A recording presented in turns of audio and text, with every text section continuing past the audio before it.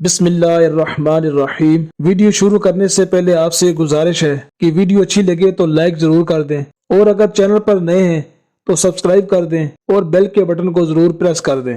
جب دو مسلمان آپس میں ملیں تو پہلے سلام کریں اور پھر دونوں ہاتھ میں لائیں کہ بوقت ملاقات مصافحہ کرنا سنت صحابہ بلکہ سنت رسول صلی اللہ علیہ وآلہ وسلم ہے۔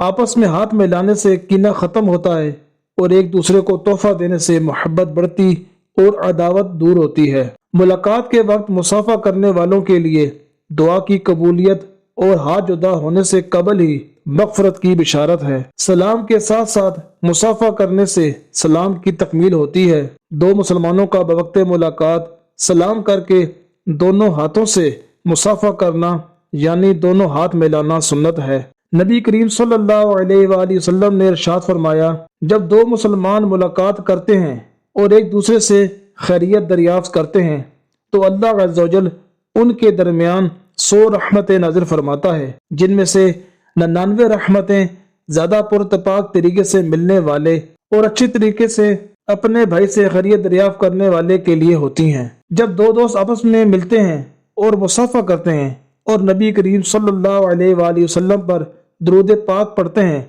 تو ان کے جدا ہونے سے پہلے پہلے دونوں کے اگلے اور پچھلے گناہ بخش دیے جاتے ہیں۔ ہاتھ ملاتے وقت درود شریف پڑھ کر ہو سکے تو یہ دعا بھی پڑھ لیجئے، یغفر اللہ لنا ولکم، یعنی اللہ عز و جل ہماری اور تمہاری مغفرت فرمائے۔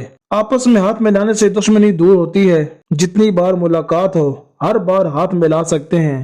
دونوں طرف سے ایک ایک ہاتھ ملانا سنت نہیں، مصافحہ دو ہاتھ سے کرنا سنت ہے۔ بعض لوگ صرف انگلیاں ہی آپس میں ٹکرا دیتے ہیں، یہ بھی سنت نہیں۔ اگر امرد یعنی خوبصورت لڑکے سے ہاتھ ملانے میں شہوت آتی ہو تو اس سے ہاتھ ملانا جائز نہیں، بلکہ اگر دیکھنے سے شہوت آتی ہو تو اب دیکھنا بھی گناہ ہے۔